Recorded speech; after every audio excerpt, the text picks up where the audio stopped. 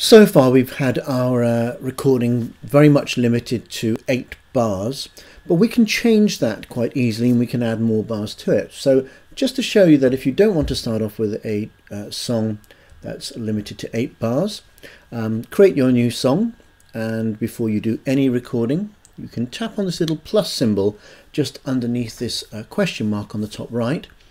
If I tap on the length of the section, I can change that in increments, for example to 16, or I could change it to automatic, which means if I play and just record 12, 13 bars or whatever, it will adjust automatically.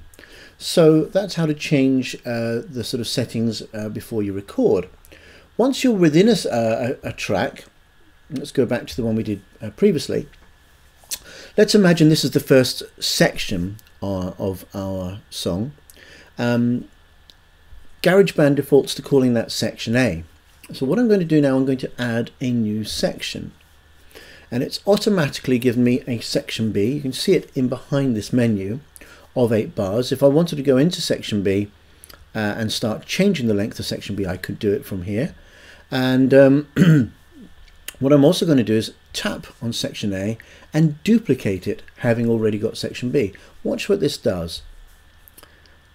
I've got A, the piece that we started off with, B, which is 8 bars in length but nothing's there, and C, which is a duplicate of section A.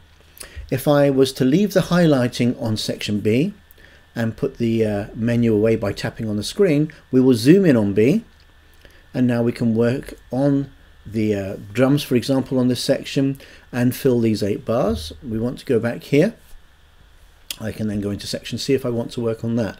And this makes it really easy to, if you like, work on the structure of a piece, probably easier than any other piece of music software that I've seen. If I select all sections as I've done now and tap on the screen, I can see this section over here is A, over here to the right is A repeated. So if I want these drums, for example, to now to loop through section B, I can tap on them and tap on loop. There we go, that's filling that. I can now go to this part at the beginning of bar 9, go to the piano, and I could start recording something with that. All of this makes it very easy to adjust the length of sections, change the structure of a song, and if I just go back to this for a second, if I tap on this word edit, I can change the order. So if I was to move section C up the way, I'm now going to have A repeated, which is C, and then B.